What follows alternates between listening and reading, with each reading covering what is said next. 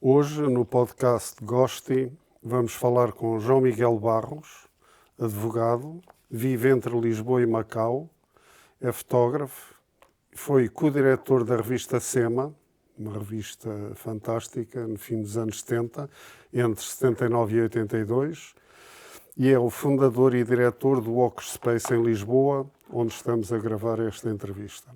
Obrigado, João, pela tua disponibilidade e vamos começar. Obrigado, eu. Ok. Como e onde é que começou o teu interesse pela fotografia? Consegues situar a hora? Não. Não há hora. Mas há basicamente duas fases de interesse em relação à fotografia. A primeira é aquela fase em que todos aqueles que gostam de tirar fotografia têm na sua vida, que é andar com uma câmera atrás quando viajam e andar a fazer um bocadinho o registro de tudo. Eu recordo-me de uma vez ter feito uma viagem à Índia e acho que a ideia que tenho da Índia é basicamente aquela que eu tinha de ver os lugares ou os monumentos por trás da câmara. Tirei para aí uns 50 rolos na altura. Era uma loucura. Preto e branco ou a cores? A cores. A cores. A cores. Basicamente a cores. E slides, etc. Mas quando nós falamos no interesse pela fotografia, tem que recuar muito, e nomeadamente ao tempo da faculdade. Eu sempre entendi que uma pessoa tem que ter uma alternativa em termos de interesses na sua vida. Fui para a Faculdade de Direito, podia ter ido para outro tipo de curso, acho que na altura eu gostava de ser jornalista, para escrever, e fiz algumas tentativas, digamos, de colaboração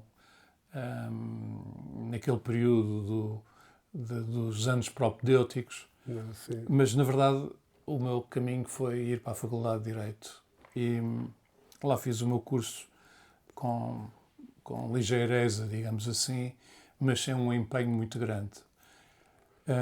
Porque eu tinha outros interesses, e um interesse muito marcado era o interesse pela cultura em geral.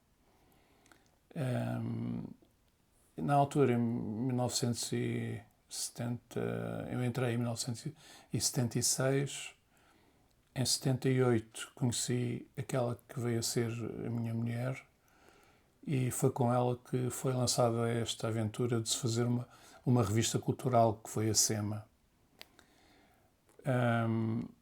A SEMA, portanto, começou em 1979, a meio do meu curso da Faculdade de Direito. E era uma revista de artes e letras. Na altura falávamos em artes e letras, em termos muito abrangentes. E quem não teve a oportunidade de ver a SEMA, embora... Já havia o Jornal de Artes e Letras. Havia o Jornal de Artes e Letras, exatamente. E na altura o que havia basicamente era uma revista institucional, que era a Raiz e Utopia, do Centro Nacional de Cultura, que era dirigido por Helena Vaz da Silva, a saudosa Helena Vaz da Silva. Mas era uma revista muito erudita, digamos assim, muito orientada. Mas não havia uma grande militância no sentido da prática cultural, das atividades culturais, com as muitas galerias que existiam, etc. E que tratasse das vanguardas, não é? Exatamente. Era um tempo de grandes afirmações também das vanguardas dos anos 70. Bom, e eu frequentava muito esse meio enquanto fazia a faculdade, e o interesse por tudo aquilo que andava a emergir fez com que nós decidíssemos fazer uma revista, porque na altura havia a Arte à Opinião também, que era uma revista dos estudantes de Belas Artes, e havia uma outra com características meramente literárias, que era a Fenda, que era publicada em Coimbra. A SEMA tinha uma ideia mais abrangente, que era uma ideia, como digo, das artes e das letras. Tentar englobar todas as modalidades, diria eu, daquilo que se ia fazendo em Portugal, em Lisboa, mais concretamente. nós íamos a muitas galerias, passámos a conhecer alguns artistas. Éramos novos, eu tinha 20 e poucos anos na altura quando comecei com esta ideia da SEMA. Não tinha experiência nenhuma. Era tudo um bocadinho de improviso e naif, mas a verdade é que, olhando para trás e vendo a qualidade dos artigos e dos textos que foram publicados, eu acho que foi um percurso quase glorioso, tendo em atenção o ponto de partida.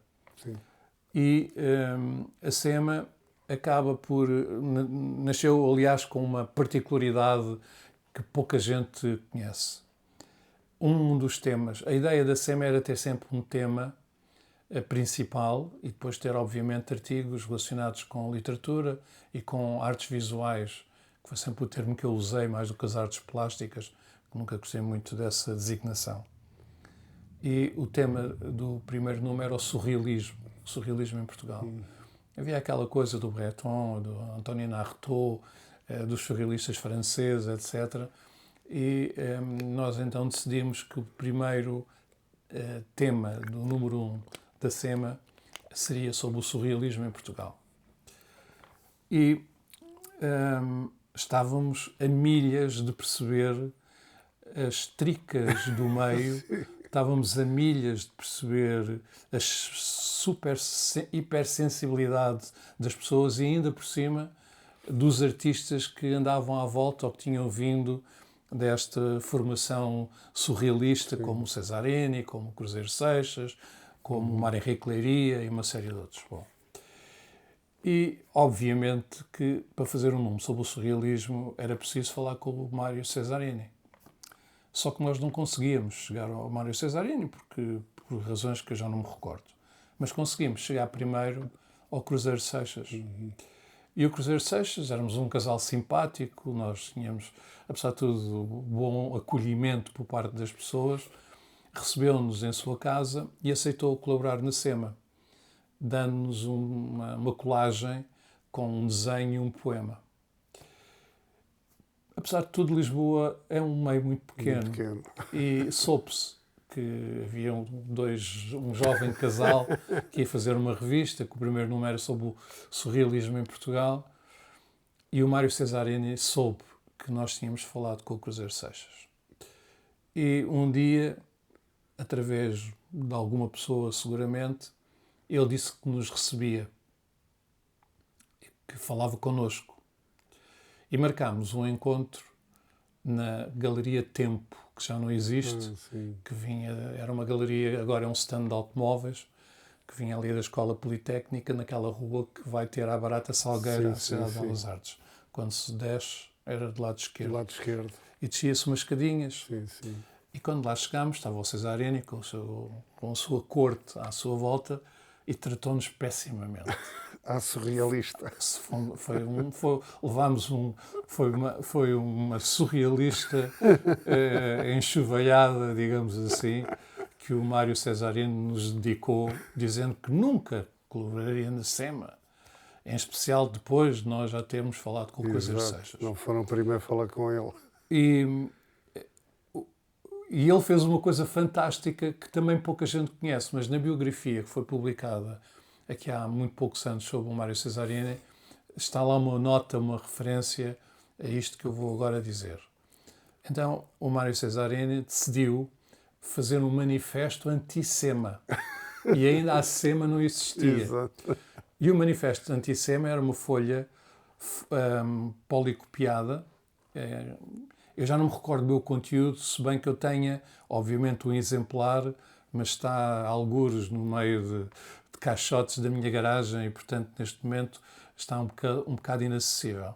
Mas era um manifesto anti-SEMA com edição limitada a 50 exemplares. Ou seja, a SEMA ainda não tinha começado e já o Mário Cesarini lhe estava a dar publicidade e notoriedade. Exato. Portanto, a SEMA começa com este carimbo de uma certa agressividade da parte daquele que era considerado o Papa do surrealismo em Portugal, que era o Mário Cesarini, mas, no entanto, nós conseguimos ultrapassar isso e reunir um conjunto de documentos muito importantes, os Auguste de França, e nomeadamente uma pessoa por quem eu fiquei com uma enorme admiração que eu não conhecia, que foi o Mário Henrique Leiria, e que vivia na altura numa casa muito grande ao pé da estação de Carcavelos. Lá conseguimos chegar a ele e tivemos uma tarde inteira à conversa com o Mário Henrique Leiria. E deu-nos uma série de documentos para nós publicarmos, nomeadamente um desenho do Pedro I que nós publicámos. E ele morreu pouco tempo depois, na verdade. Mas acolheu-nos muito bem. Recordo-me que ele dizia que era um cidadão do mundo, tinha andado por muitos sítios, devia ter filhos em vários sítios que nem ele sabia. E uma das coisas que ele gostava era do tarot, e tinha lá as suas cartas, e ainda chegou a lançar cartas, etc. O Mário Henrique Leiria, de facto, era um cartas à SEMA. Era um personagem fascinante. E, portanto, a SEMA acabou por... E estão aqui, digamos, alguns exemplares da SEMA, os 4 exemplares que nós publicámos, nomeadamente o exemplar número 1 com o seu... que é este, que está aqui, e que tem colaborações perfeitamente... Tem o tal desenhos do Pedro I que o Mário Henrique Leiria nos deu. Depois tem o tal artigo, a tal instalação do Cruzeiro Seixas que ele nos deu também para publicar. E deu-nos aqui algumas coisas. Isto é do Mário Henrique, era um manuscrito dele. Ou seja, a SEMA tinha, na verdade, conseguiu, também por alguma sorte, isto era do Mário Henrique Leiria, e tínhamos aqui alguns artigos muito importantes, nomeadamente o Vítor Silva Tavares, que era o homem daí, etc. Um homem que não era propriamente muito visível, do Ernesto Sampaio. Publicámos aqui alguns artigos que testemunharam a primeira exposição dos surrealistas em Portugal, com documentos e fotografias, um artigo do José Auguste de França e por aí adiante. Bom, a SEMA fez um bocadinho o seu caminho, era uma revista publicação trimestral, mas acabou por ser uma publicação mais religiosa porque foi saindo à medida das nossas possibilidades. Porque aquilo que se fazia, no meio desta ingenuidade toda, era basicamente eu andar a bater às portas das editoras e à porta das galerias a pedir anúncios para publicarmos na SEMA. Mas realmente é um fenómeno que ainda hoje me deixa espantado, porque quando eu vou aqui à ficha técnica eu vejo, isto é seguramente verdade, que a tiragem do primeiro número da SEMA foram 3.000 exemplares. Neste momento não há revistas culturais de 3.000 exemplares em Portugal, não é só um problema das redes sociais. É certo que nesta altura não havia redes sociais, mas também era um bocadinho fruto de uma certa avidez por coisas novas que existiam em 1970 e tais, 1980 e tal, etc. Nós é que financiámos com as nossas poupanças, em especial a Maria, porque ela já era mais velha, já estava a trabalhar e, portanto, tinha uma capacidade financeira maior. E era em tipografia, era impresso em tipografia. Isto era impresso em tipografia. Eu ainda tenho os osalites que na altura se faziam com os tipos, daí a tal tipografia, com os tipos e com as impressões em chapa, etc. E eu guardei os osalites todos, salvo erro do último número, o que significa que dava para reimprimir a revista praticamente com a sua essência original. Acabámos de fazer 4 números, na verdade, mas ao longo de 3 anos, porque não foi possível conseguir manter o ritmo. A revista até, acho que nem era muito barata, 70 escudos na altura, nem sei quanto é que isto vale neste momento. E depois, quando nós decidimos que não tínhamos mesmo capacidade para aguentar, digamos, esta barca, resolvemos fazer um último número, grosso, onde publicámos muito do material que tínhamos, que era enviado para a SEMA, para ser publicado, e com este número nós fechamos, digamos, esta aventura. Muita gente mandava coisas para a SEMA, gente conhecida. O Miguel Esteves Cardoso, por exemplo, na altura ainda não era conhecido, estava a fazer mestrado ou doutoramento em Manchester, mandou-nos uma carta muito reverencial, digamos assim, para os editores da revista SEMA. Está aqui uma lista, um conjunto de poemas, vejam lá se querem publicar algum, que nós publicámos. O Alberto escreveu uma carta de amor à SEMA, que nós também publicámos com pequenas... com desenhos e texto manuscrito, etc. Portanto, a SEMA foi um período que, apesar de tudo, serviu para, no meu caso concreto, abrir muito os olhos e tentar e perceber melhor o enquadramento das coisas, até porque a SEMA não vivia fora do contexto e nós estávamos muito dentro do contexto. Lidávamos com pessoas como o Ernesto Sousa, que colaborou nos 4 números da SEMA, lidávamos com todas as pessoas que verdadeiramente, o Julião Sarmento, o Carlos Nogueira, o António Ramos Rosa, enfim. Eu acho que um grande número das pessoas que importava... E que estavam ativas. E que estavam ativas, algumas ainda em fase de revelação, que vieram depois a revelar-se verdadeiramente grandes nomes, outros que tinham já alguma consagração. Todas essas pessoas passaram verdadeiramente pela SEMA. Nós, em 4 números, publicámos colaborações de, acho que, de 160 artistas diferentes, o que eu acho que, apesar de tudo, é notável. A SEMA existiu num contexto em que não havia internet e aqui há uns poucos anos, num colóquio na Faculdade de Belas Artes, em que se falou das revistas culturais a seguir à Revolução, falou-se obviamente da década em que a SEMA foi publicada e eu fui lá falar. O auditório estava cheio de miúdos e de malta que frequenta as Belas Artes e também alguns de fora, e eu tomei um pouco a consciência que as pessoas conheciam a SEMA.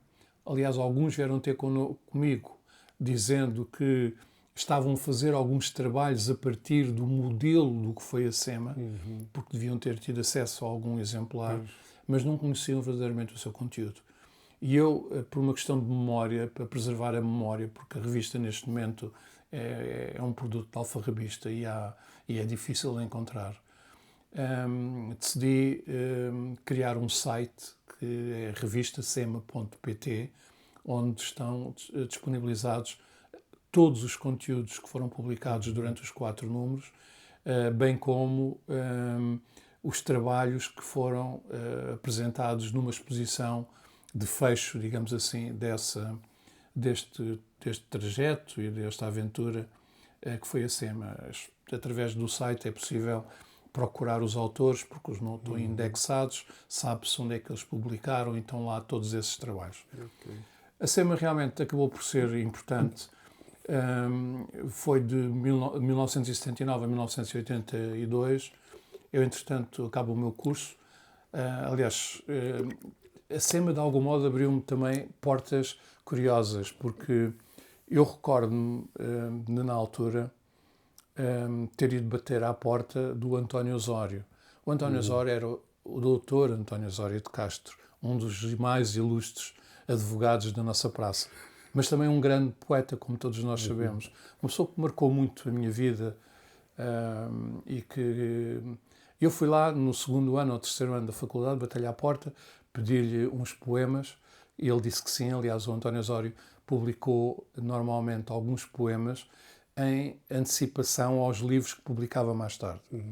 E o António Osório introduziu-me a outras pessoas, o Alexandre O'Neill, o Vasco Graça Moura, e uma pessoa com quem eu não convivi muito, mas por quem eu tenho uma recordação muito grata, que foi o Assis Pacheco.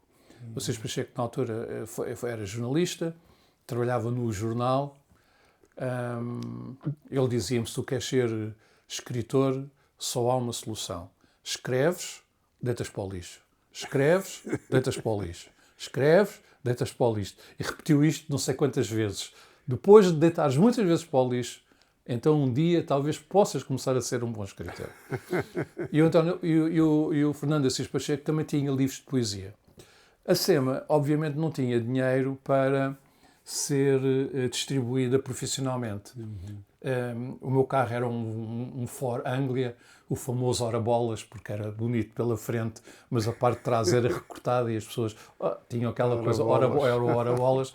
E eu fazia a distribuição da SEMA pelas principais livrarias de Lisboa, ia à Coimbra, naquela altura, e ia ao Porto distribuir as revistas.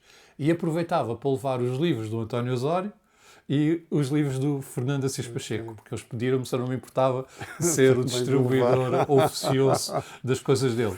E foi assim que a SEMA foi sendo conhecida, porque era vendida nas principais livrarias. Ganhei grandes amigos por causa da SEMA.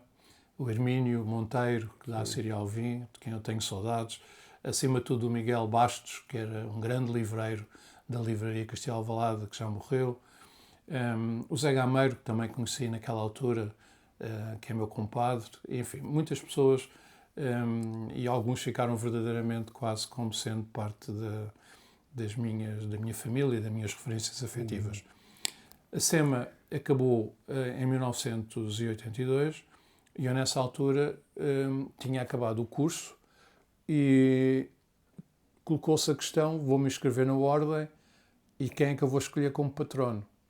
E lembrei-me, o António Osório é advogado. E fui lá bater-lhe à porta e fui-lhe pedir o estágio. E a resposta dele foi: já estava à espera que cá viesse. E, portanto, fiz o estágio também com o António Osório, e naquela altura ele foi bastonário da Ordem dos Advogados, na altura em que eu fiz o estágio.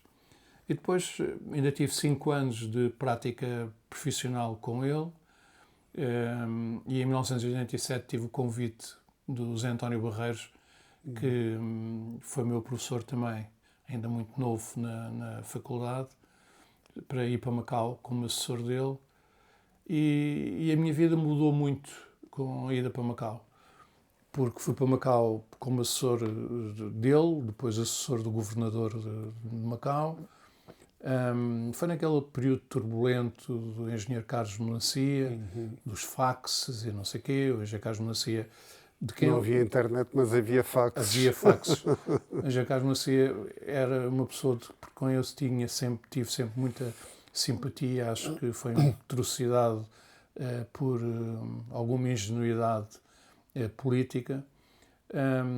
O Zé António Barreiros veio-se embora e eu era para vir também com ele, mas ele disse: não, você é muito mais novo, não tem nada que se ir embora, eu venho-me embora por razões políticas, deve ficar. E eu fui convidado para ficar pelo Carlos Melancia, fiquei como assessor do governador, mas por pouco tempo, porque depois aquilo havia uma grande instabilidade, digamos assim, mas havia uma pessoa em Macau que me marcou igualmente muito na minha vida, que era o presidente da Assembleia Legislativa de Macau, o Dr. Carlos Assunção, que era da geração do Almeida Santos. Sim. Fez o curso em Coimbra, 6 anos, era macaense, mas com cultura portuguesa.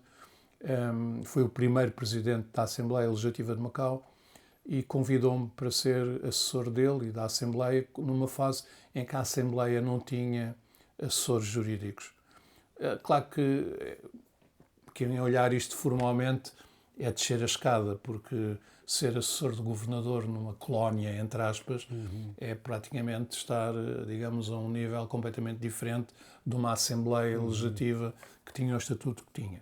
Mas o Carlos Assunção era um príncipe, era um homem de uma cultura inacreditável, não só a cultura jurídica, mas de um conhecimento de vida e que conjugava a cultura chinesa e a cultura portuguesa, e ter a oportunidade de estar perto dele, lidar com ele, ouvir os seus ensinamentos. Eu fui para Macau com 27 anos, era 20 e tal anos, era um miúdo. Foi uma oportunidade que eu não quis desperdiçar na minha vida e fui assessor dele. Ele morreu em 1992, recordo-me sempre bem dessa data, estava eu no Tibete, quando ele morreu, em abril, na Páscoa. Ponderei voltar de vez para Portugal, mas depois decidi abrir o escritório um escritório de advocacia, sair, cortar a minha relação com a administração, digamos assim. Abri em 1992 o meu escritório em Macau, em finais de 92, e ainda tenho lá o escritório, ao fim destes anos todos, 40 anos, que, entretanto, foram fazendo estar em Macau e acompanhar todo este processo de transição, etc. Não interessa muito falar de política, já nem estou sequer para aí virado, embora eu tenha também em Portugal tido aí algumas funções políticas, nomeadamente como chefe de gabinete de 2 ministros da Justiça, mas a política de facto não me interessa nada neste momento, nem sequer conjecturar à volta da política. Mas Macau era uma porta de entrada para um mundo novo, nomeadamente para um miúdo de 20 e muitos anos que queria conhecer, e não era só conhecer turisticamente, era tentar perceber não é o choque das civilizações, mas era um bocadinho como é que se conjugava esta maneira de pensar à portuguesa e à chinesa. Tive a oportunidade de viajar muito a partir dessa altura. Eu conheço praticamente a Ásia toda, acho que só não conheço um país na Ásia, que é o Laos. Todos os outros eu conheço. E, obviamente, a máquina fotográfica passou a ser sempre uma companhia que eu tinha e que me passou também a acompanhar. Foi lá em Macau que desenvolveste esse interesse mais forte pela fotografia? Sim, primeiro usando a máquina numa perspectiva meramente de registro documental daquilo que eu ia vendo. Eu acho que sempre tive alguma sensibilidade para, vamos usar a expressão tirar fotografias, e tirei muita fotografia. Depois há a transição, há um grande desencanto com o modo como a transição foi feita com o governador Rocha Vieira. Eu mantive o escritório em Macau. Depois, em 2011, não, em 2001 ou 2002, eu tive um convite para ir para o Conselho Geral da Ordem dos Advogados, como vogal do Conselho Geral, quando o bastonário era o José Miguel Júdice, de quem eu sou amigo e por quem eu tenho uma consideração muito grande também. E logo a seguir fui com o Zé Pedro Aguiar Branco para chefe de gabinete dele, num período que foi um governo que durou pouco tempo, foi o governo do Durão Barroso. Voltei para Macau e voltei novamente a desempenhar as mesmas funções de chefe de gabinete, na altura com o Paulo Teixeira da Cruz, e estive aí num período mais alargado de 2 anos, e depois demiti-me. Eu tenho uma grande liberdade intelectual, de espírito e tudo, não sou filiado em partido nenhum, embora a social-democracia seja, digamos, a minha matriz, mas depois demiti-me, não interessa razões, demiti-me, e quando demiti em 2013, eu achei que estava num momento de viragem na minha vida, porque era uma demissão que não foi bem aceito pela Paula Teixeira da Cruz. Quando ela era ministra da Justiça. Ela depois ainda ficou até ao final do governo. E nesse momento ainda tinhas escritório em Macau? Sim, tinha. Mantive sempre o escritório em Macau.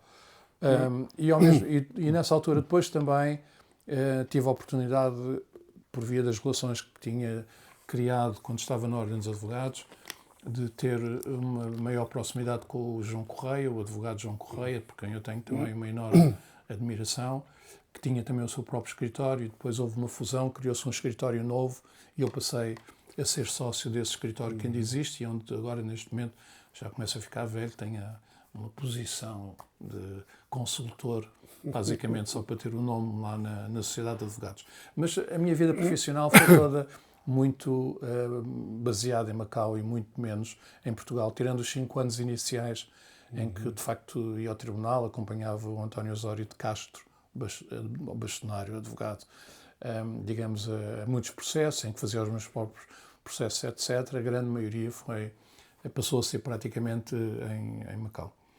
E em 2013, quando eu regresso a Macau e corto com a política, digamos assim, o meu corte vem de 2013 para a frente, comecei a pensar que era a altura de pôr em prática aquilo que eu sempre tinha pensado, que é todas as pessoas que têm uma profissão têm que ter um hobby. Mas como os meus hobbies são sempre profissionais, eu não podia ter E um muito hobby a focados brincar. também, não é? São todos muito focados. E a cultura foi sempre a minha grande área. Aliás, vou só abrir aqui um parênteses para contar um detalhe. Na altura em que eu estive no Ministério, ou melhor, estava eu ainda na Ordem dos Advogados, e lancei um projeto curatorial ligado à fotografia. E convidei um amigo, o Nuno Antunes, que é fotógrafo, embora ele tenha divergido e entrou basicamente na fotografia comercial, embora ele tenha grandes talentos como fotógrafo, mas para fazer um projeto à volta das prisões. A ideia era tentar fazer um projeto fotográfico em 2 ou 3 prisões, no sentido de mostrar a humanização dos espaços. Eu comecei esse projeto estando na Ordem dos Advogados, pedindo autorização ao Ministério da Justiça para que o Nuno Antunes pudesse entrar nas prisões, mas aquilo foi sempre um processo muito doloroso, apesar de quererem dar facilidades. Dá-se o caso, depois de o governo ter caído, de entrar o Zé Pedro Aguiar Branco para ministro e eu ia para chefe de gabinete, e então as portas aí abriram-se com mais... Foi mais fácil. Foi mais fácil. E na altura fizemos, foi feito um projeto absolutamente notável, de um livro que foi muito pouco divulgado, editado pela Ordem dos Advogados e pelo Ministério da Justiça, um livro muito bonito, chamado Prisões, Espaços Habitados. 7 pessoas, o Laurindo Lúcio, o Mário Cláudio, o José Gameiro, mais outras pessoas importantes no mundo da escrita, fizeram textos a partir de algumas fotografias que tinham escolhido. 0770 é a minha fixação pelas capicuas e o livro está muito bem impresso.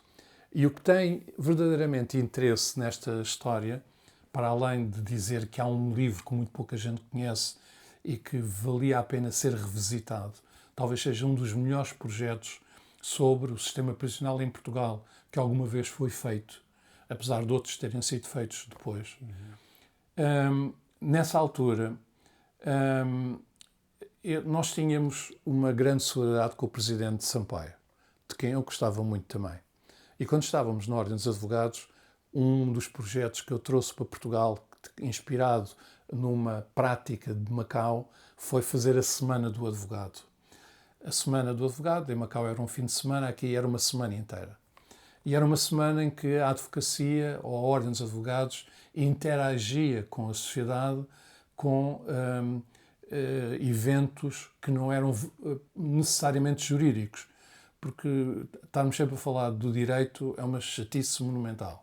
Então, eu tinha essa responsabilidade de criar o programa, tínhamos coisas relacionadas com gastronomia, tínhamos coisas relacionadas com isto, com um par de botas, mas havia um tema central, e o tema do primeiro Semana do Advogado era o advogado e as liberdades.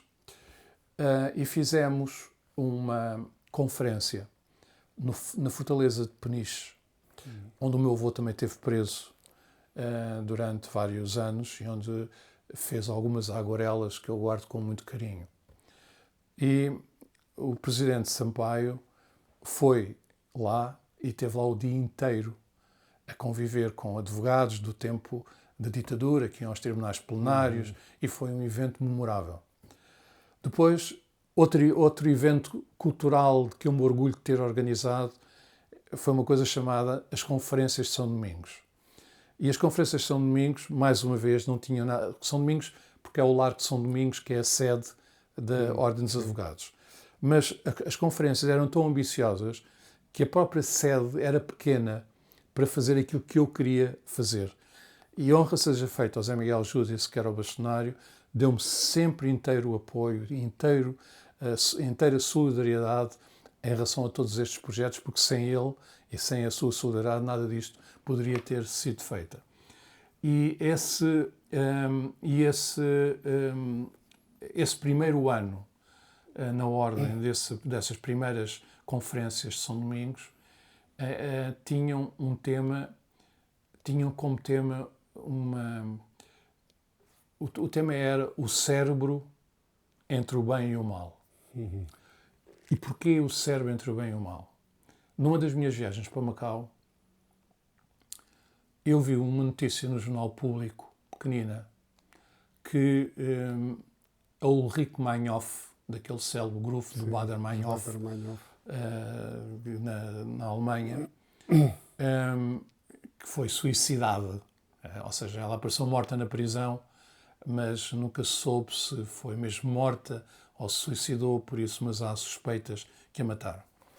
Mas aquilo que foi mantido em segredo é que depois dela ter morrido, lhe retiraram secretamente o cérebro para ser estudado na Alemanha do Leste, a Alemanha comunista, no Instituto de Neurocirurgia especializada, etc. Porque verdadeiramente foram precursores e queriam tentar perceber porque é que a Ulrike Meinhof, que relação é que podia existir em termos de comportamentos sociais de uma pessoa como a Ulrike Meinhof, que na sua adolescência tinha sido uma rapariga bem comportada e de repente se tornou uma terrorista, digamos assim, famosa e aguerrida. E eu vi essa notícia e fiquei completamente deslumbrado, porque digo assim, mas isto é fantástico. E daí eu ter pensado em perceber, eu também não sabia nada sobre o assunto, mas temos nós a sorte de ter um António Damasio que também refletiu muito sobre essa questão. Então o cérebro, entre o bem e o mal, parte dessa notícia e durante um dia inteiro eu organizei uma conferência em que de manhã se tratou do corpo com esse neurocirurgião alemão que estudou o cérebro do Ulrike Meinhof, que agora na altura já era bastante mais velho, que veio cá trazer a sua experiência, a análise do cérebro do Ulrike Meinhof. Veio o António Damasio, veio a Ana Damasio. Durante a manhã discutiu-se tudo isto. E à tarde discutiu-se a alma. A manhã era o corpo, à tarde era a alma, com o saudoso Miguel Veiga, o advogado do Porto, que também era escritor, com o padre, não sei se era o Feitor Pinto, já não me recordo, e com o José Gil, o filósofo. E isto para dizer que esta iniciativa teve cerca de 1000 pessoas durante o dia inteiro e o presidente Jorge Sampaio lá esteve na abertura e teve uma parte significativa da manhã, como a doutora Maria Barroso e outras pessoas. Portanto, o Jorge Sampaio, que tinha criado também comigo uma relação grande, até por outras pessoas de amigos comuns, e apoiava muito este tipo de atividades. E quando foi o livro de fotografia, estou a voltar à história do livro da fotografia, fazendo este percurso todo... Do 0770. Um bocadinho isso, do 0770, o António Barreto aceitou fazer a apresentação do livro e o Jorge Sampaio aceitou presidir a sessão de lançamento do livro. Isto pode parecer uma coisa de sumenos, mas tem um significado político absolutamente único. Porque o presidente Jorge Sampaio foi lá enquanto presidente e não foi lá enquanto cidadão Jorge Sampaio. E um presidente nunca se desloca aos ministérios do governo. Os ministros é que vão à presidência. E segundo disse na altura o chefe da Casa Civil, que foi com o Jorge Sampaio, foi a primeira vez que um presidente foi a um ministério, na sua qualidade presidencial, para presidir neste caso, o lançamento de um livro. E na altura eu fiz algumas coisas muito fora da caixa e estou grato ao ministro José Pedro Aguiar Branco porque me permitiu que as fizesse. Nomeadamente imprimir fotografias gigantescas desse livro que coloquei do lado de fora do Ministério da Justiça. Como sabes, dá para ali para o Terreiro do Paço, não é? E então coloquei, não sei se 4 ou 5, entre as arcadas que estavam à frente do Ministério da Justiça, umas fotografias muito grandes, muito bonitas, que o Nuno Antunes tirou. Portanto, essa foi uma primeira, eu diria que foi a minha primeira aproximação à fotografia numa perspectiva mais curatorial, e foi em 2003. A exposição depois teve patente no átrio do Ministério da Justiça, foi a Coimbra, salvo erro, foi a Évora e foi a primeira exposição. Entretanto, eu vou para Macau, faço advocacia, faço muitas viagens, tiro centenas, milhares de fotografias, tenho a segunda experiência no Ministério da Justiça. Como digo, em 2013, depois de demitir-me, e aí eu faço uma paragem e digo: está na altura de eu assumir a minha vida, tirar da clandestinidade o meu hobby e assumi-lo de uma forma mais profissional. E eu andava sempre, visitava sempre um dia museus. Eu lembro de ir com a ministra Paula Teixeira da Cruz a Bruxelas, e quando tinha uma oportunidade lá ia visitar um museu, coisas desse género. E o mundo da cultura e o mundo das artes é um mundo muito vasto. E a partir de uma certa altura é preciso ter a consciência desta vastidão e pensar que se quer fazer alguma coisa relevante é preciso especializar. Eu não sei pintar, infelizmente. A fotografia, enfim, faço o que faço. Mas era talvez aquilo que mais me atraía, e eu decidi, a partir daí, começar a especializar-me na fotografia, especializar-me relativamente ao mundo das outras artes, das artes visuais. E a partir daí comecei a ver os museus noutra perspectiva. Comecei a visitar mais exposições de fotografia, comecei a ler muitos livros sobre fotografia, comecei a ser um autodidata muito empenhado e muito profissionalizado, digamos assim, na fotografia.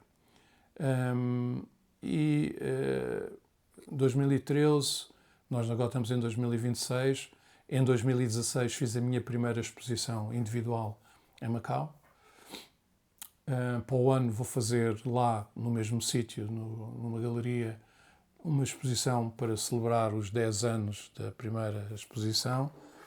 E a partir daí tem sido um crescendo de coisas que eu diria é uma velocidade estonteante, que eu tenho abandonado, também já estou a ficar velho, mas tenho abandonado a advocacia, faço as coisas que são mais importantes, só que precisam de uma atitude mais afirmativa nos tribunais.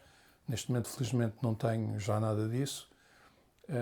Tenho no meu escritório em Macau quem assegura o dia-a-dia, digamos, do trabalho.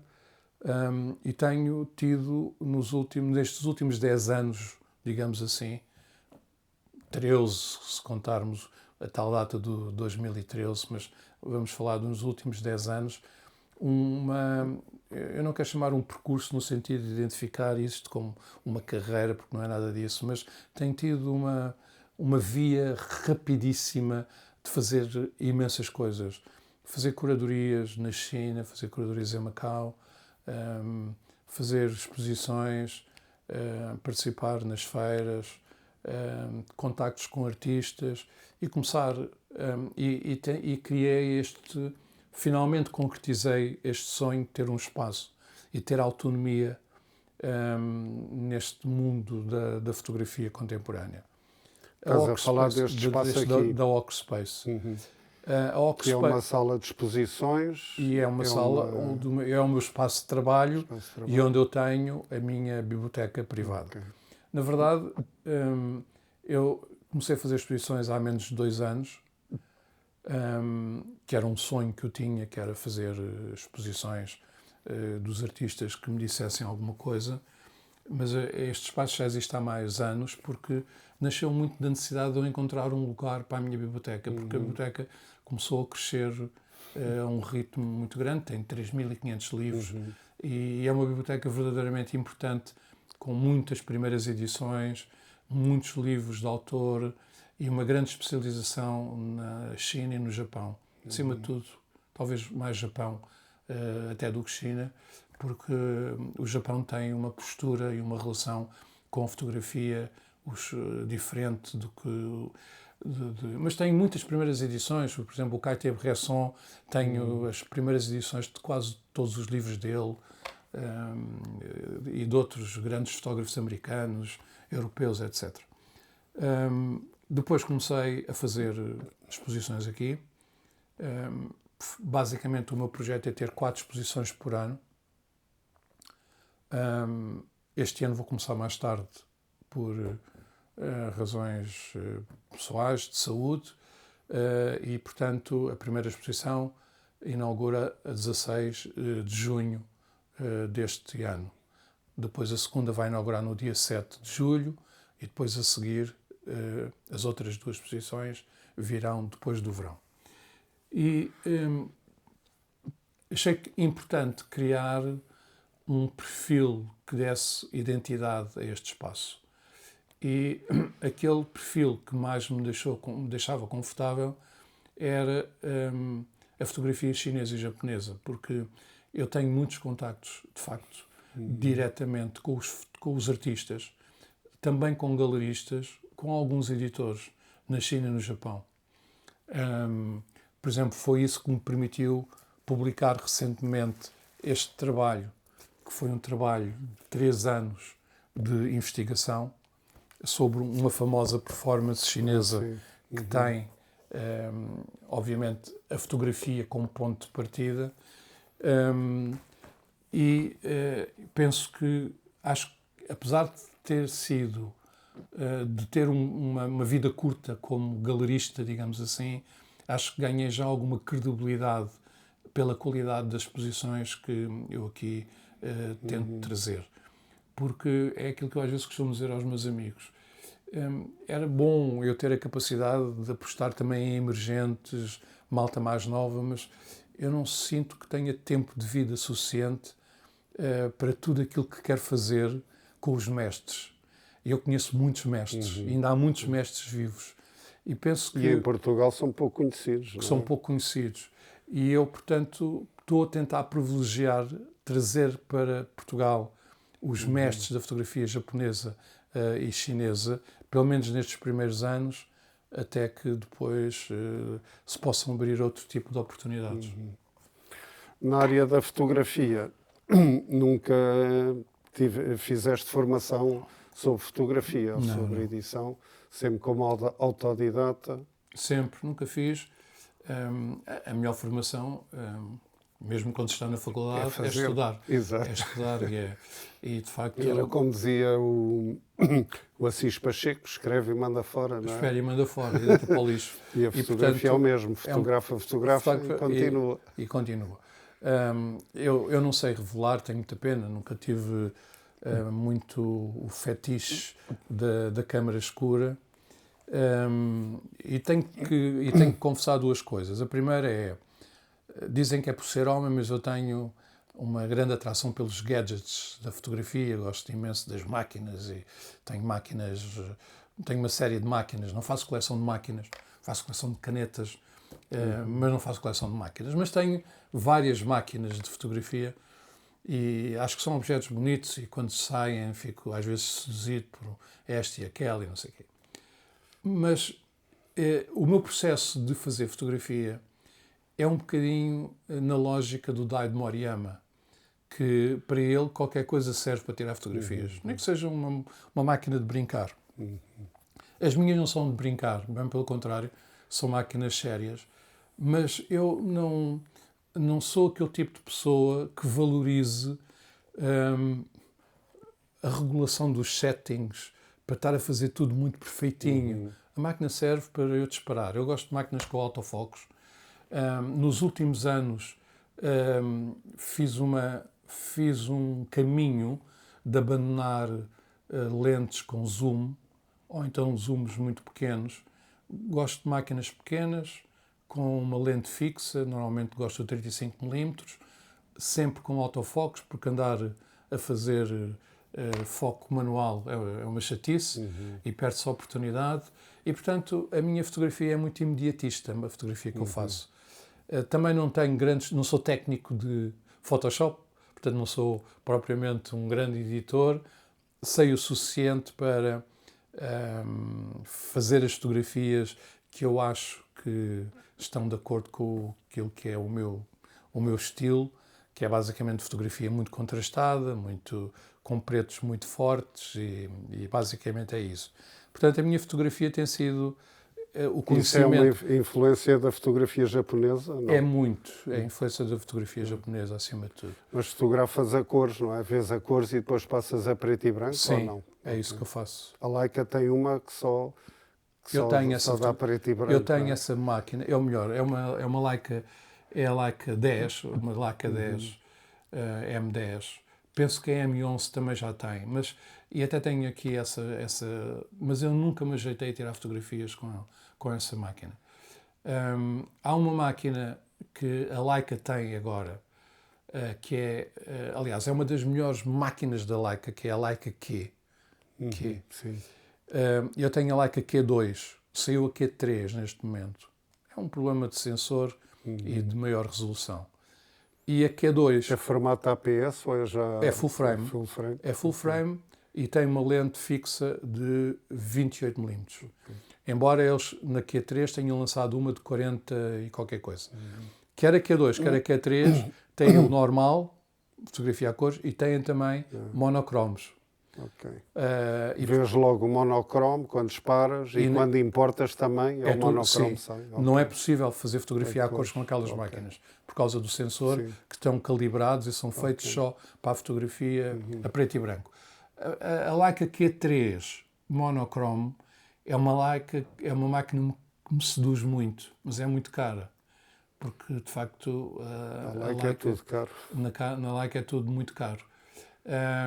Seria uma máquina que eu, vendendo uma das minhas, por exemplo, poderia vir a comprar e que se ajustava bem ao meu tipo de fotografia, porque ao contrário das M's, da série M, que é tudo manual, é autofocus e, portanto, é disparar e depois logo se vê. Apontar e disparar. E depois logo se vê o que é que E sai. às vezes não é preciso apontar, não é? Às vezes não. Conheço o Andrés Muller-Pol, não é? Que disparava sem olhar, não é? Pois.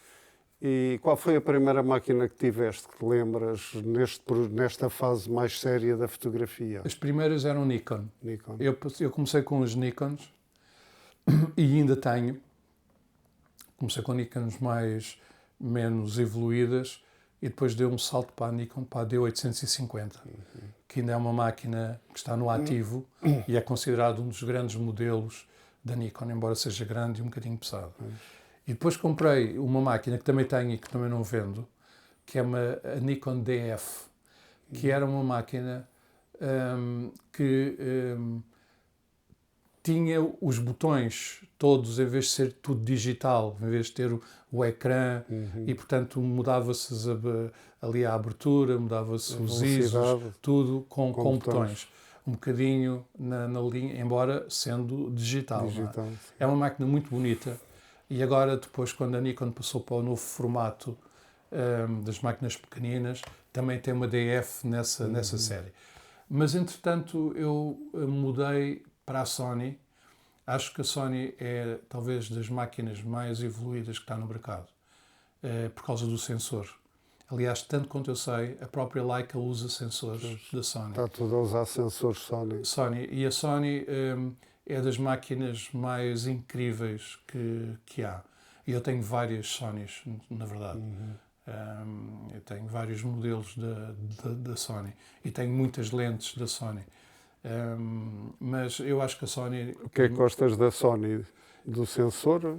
Da imagem? Das cores? As cores? Usas o preto e branco? Sim, mas também a fotografia que depois o RAW que a máquina grava é muito preciso. O autofocus é absolutamente inacreditável.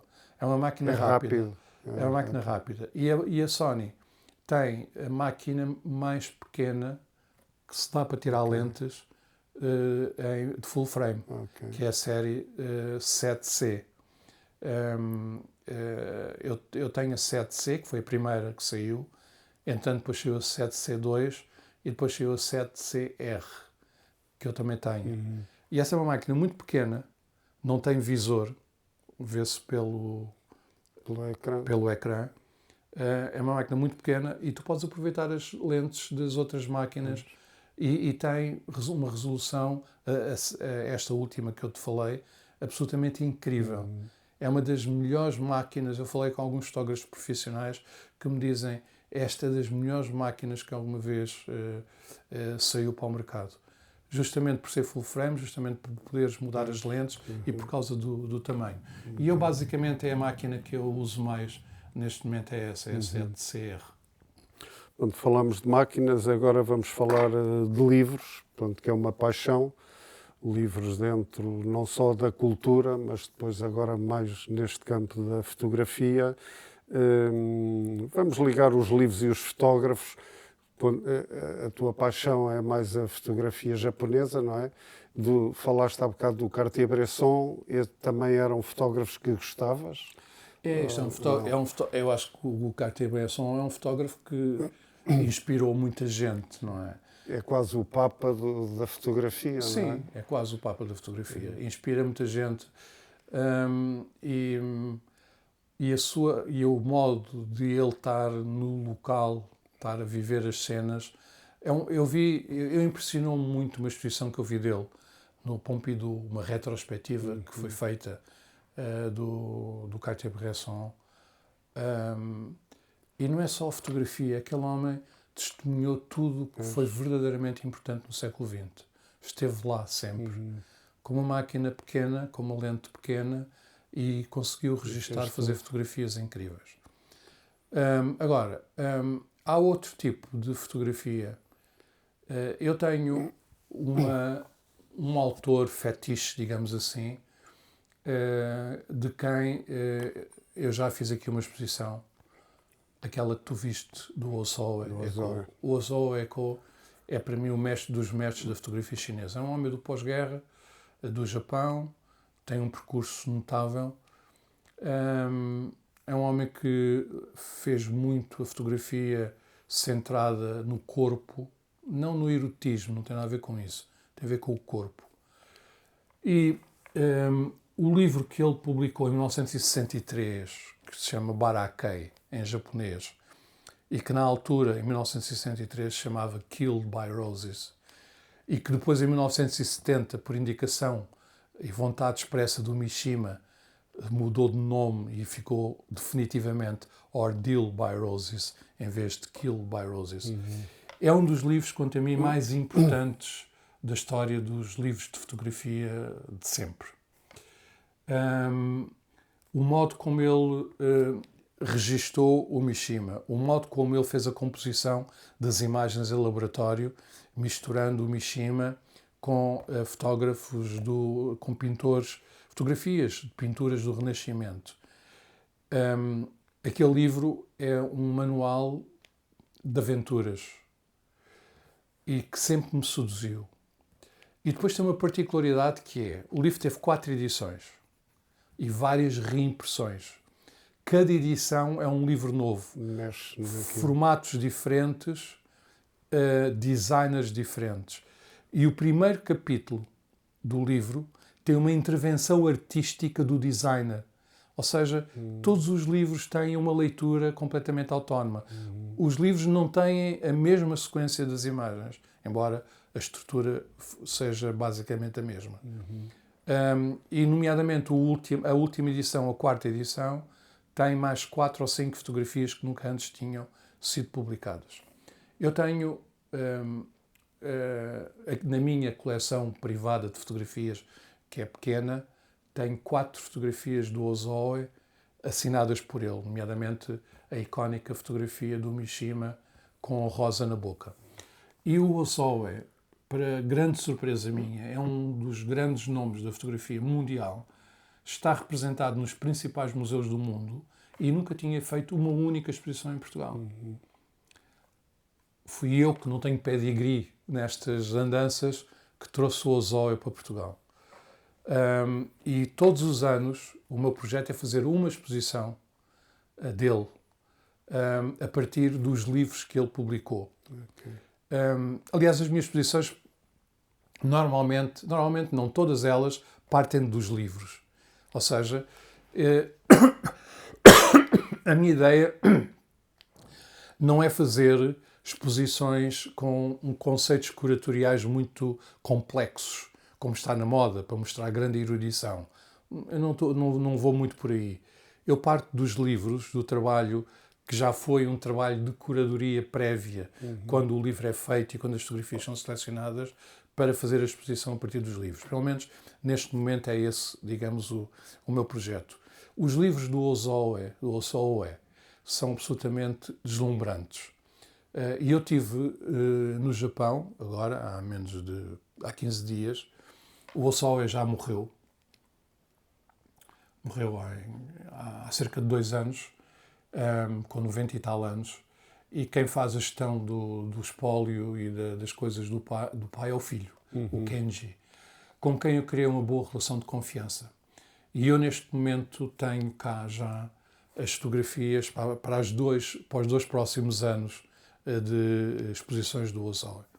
E o meu projeto, depois de ter acabado esta investigação do livro sobre a performance chinesa, é fazer um livro sobre o Barakei.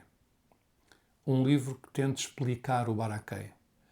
Porque cada fotografia precisa de uma explicação autónoma. Eu não sei se vou ser capaz de concluir este projeto, mas as minhas ideias relativamente a este tipo de livros é que eu tenho que as construir não propriamente como o intelectual ou o académico que faz tudo de raiz e depois faz citações a partir de outros livros.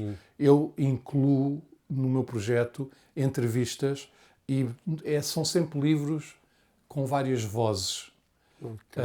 E como este aconteceu também. Por exemplo, neste livro eu fui entrevistar os artistas da performance. No caso do Barakei, há um problema mais complicado de resolver, é que esta performance foi em 1995, mas o Barakei foi em 1963. O Ozoe, infelizmente, já não está cá para poder falar. E quando eu quero entrevistar pessoas que são verdadeiramente importantes para um projeto de investigação como é este, vou deparar-me com o primeiro designer do livro, que foi o que fez uma obra magistral, e tem 93 anos. O segundo, que eu conheço pessoalmente, tem à volta de 90 anos, que é o Yoko Tadanori, e que é um dos grandes nomes da pop art japonesa. Fez uma exposição inclusive no MoMA, uma exposição individual com o seu próprio trabalho. O designer da terceira edição já faleceu, infelizmente, e o designer da quarta edição ainda está vivo e tem 80 e poucos anos.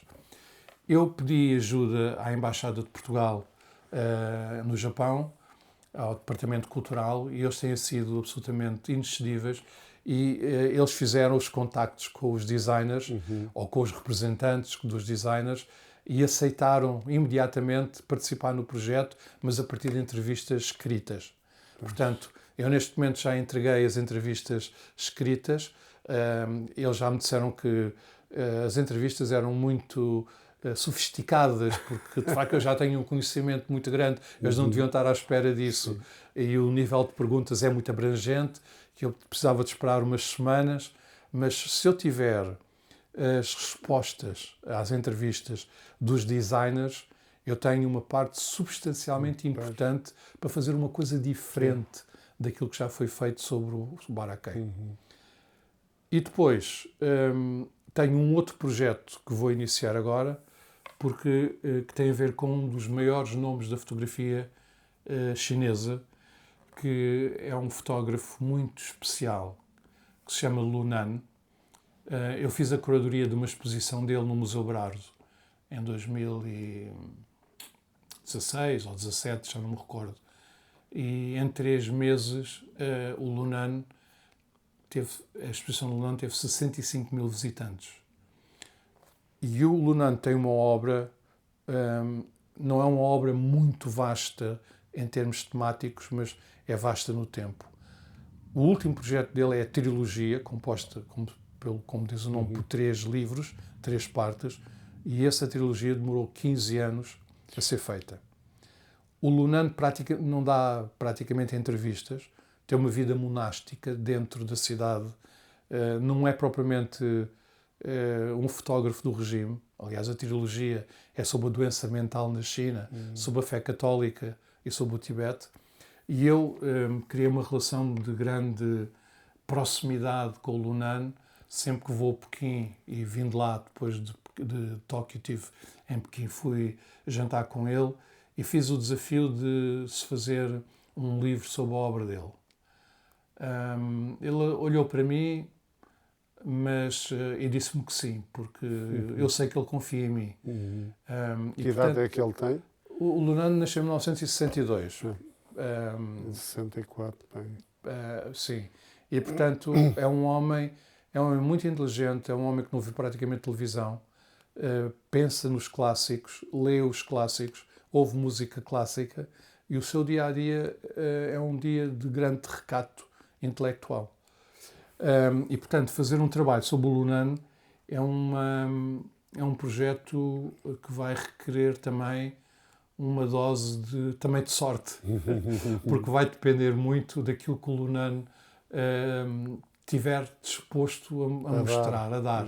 E ele nunca quer dar nada, porque ele diz que a obra fala por si. Exato. E eu quero ir para além disso, porque quero chegar ao Lunan propriamente dito. E, portanto, neste momento são os 2 grandes projetos de escrita, digamos assim, que eu tenho, que têm a ver com a fotografia. Ok. E dos trabalhos que fizeste até hoje, qual é que consideras que foi o mais importante? Foi o primeiro. Não, o primeiro que fiz em Portugal, que foi a fotometragens. Foi uma exposição que foi feita no Museu Berardo. Teve 5 meses e teve 85 mil visitantes. Foi muito significativa. E era uma exposição que tinha 14 capítulos, ou seja, eu organizei a exposição por capítulos.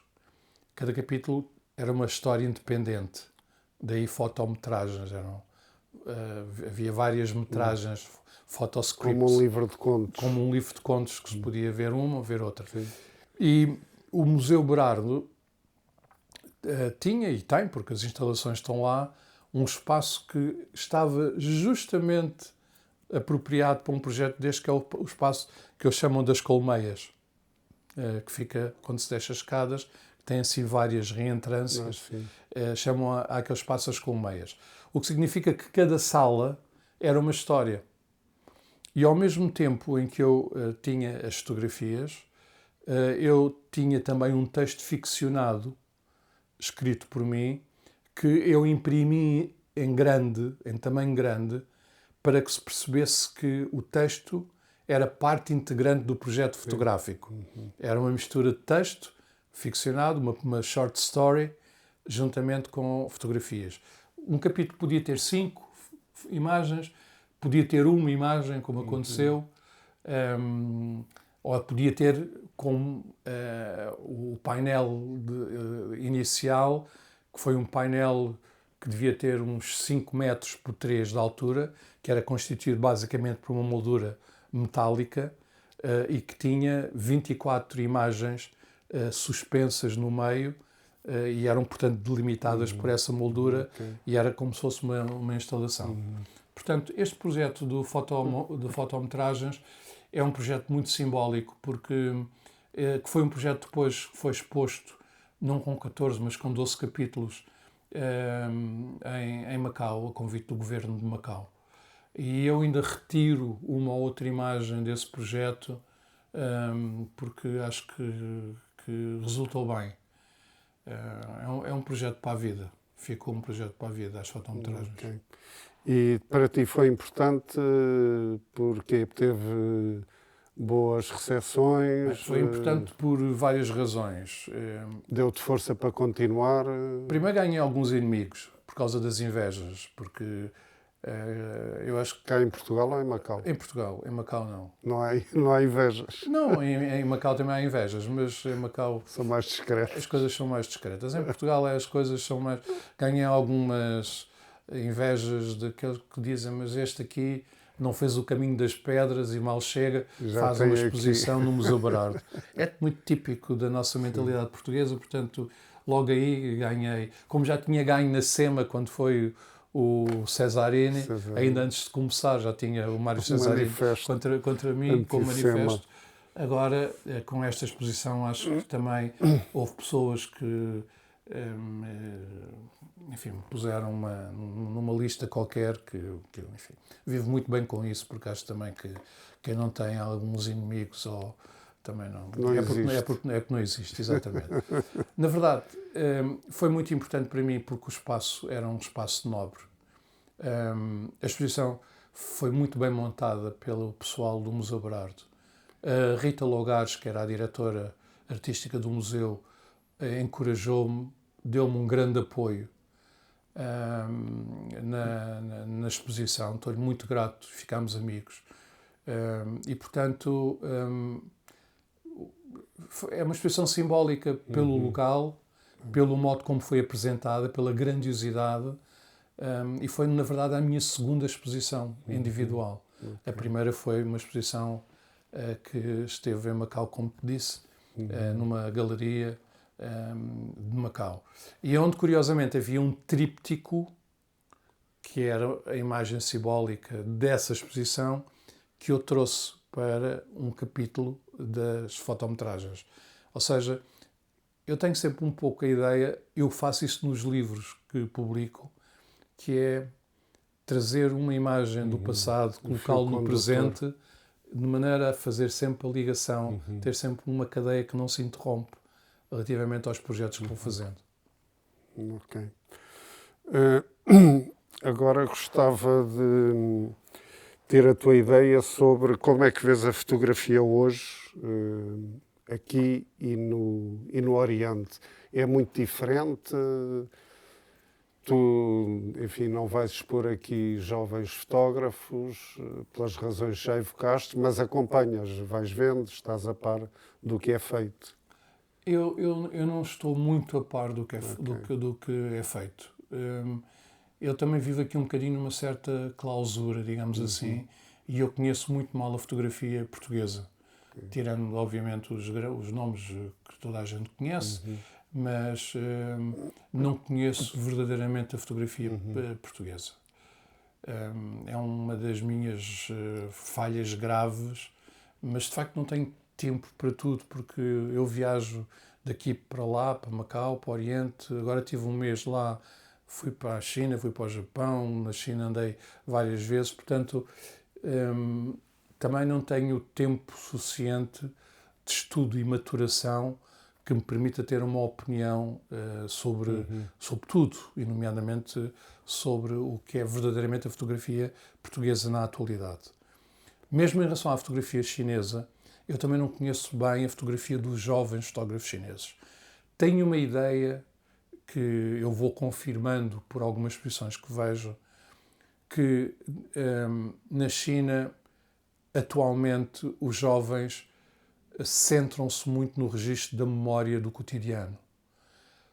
Há uma limitação muito grande que tem a ver com a falta de liberdade relativamente a determinado tipo de temas. E a falta de liberdade condiciona também o objeto do trabalho, porque eles centram-se em coisas que, à partida, estão excluídas de uma possível censura. É por isso que eu conheço mais a fotografia das gerações anteriores. Estudei a fotografia chinesa dos anos 90, dos anos 80, dos anos 2000, mas depois parei um bocadinho do tempo. Depois não andei a aprofundar os jovens do mesmo modo com a fotografia japonesa.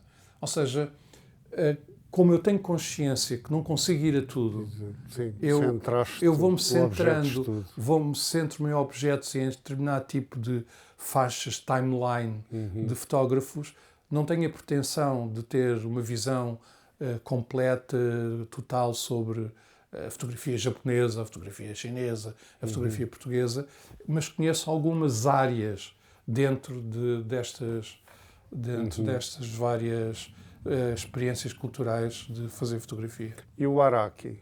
Não gosto. Não gostas? Não é fotógrafo que eu traga cá. O Araki deve ser o fotógrafo que tem mais livros publicados do mundo. Sim. Mas um dia explicaram-me que a lógica... bem, há um Araki antes e depois da morte da mulher. E o livro dele, o Sentimental Journey, é um livro fundamental na fotografia e para qualquer coleção que eu não tenho. Ainda não decidi comprar esse livro, já tive várias vezes a oportunidade, mas depois surgem outras opções. Mais importantes. Que eu tenho um amigo em Tóquio que tem uma livraria de livros de segunda mão e é ele que me arranja basicamente as coisas todas que eu quero. Mas às vezes é preciso tempo, porque ele vai aos leilões, às vezes encontra cópias, diz, olha, esta não está boa para ti, tens que esperar mais tempo, etc. Ele tem lá o Sentimental Journey. E há o Sentimental Journey com duas alternativas, porque o Sentimental Journey tem, salvo erro, um pequeno folheto que é muito raro, o que faz com que esse livro, com esse folheto, tenha um preço absolutamente exorbitante e o outro tem um preço também exorbitante, mas menos exorbitante. menos do que coisa. Mas, portanto, eu não gosto por causa do modo como a mulher é explorada na fotografia. Percebo que seja um estilo, mas eu não sinto que seja respeito pela mulher. E essa falta de respeito é uma fotografia toda muito repetitiva, onde eu não vejo significado nenhum nem objetivo. Por exemplo, o Ossoé também fez fotografia sobre o corpo masculino e feminino. E não há nada como aquilo. O próprio Daido Moriyama também fez fotografia sobre o corpo masculino e feminino.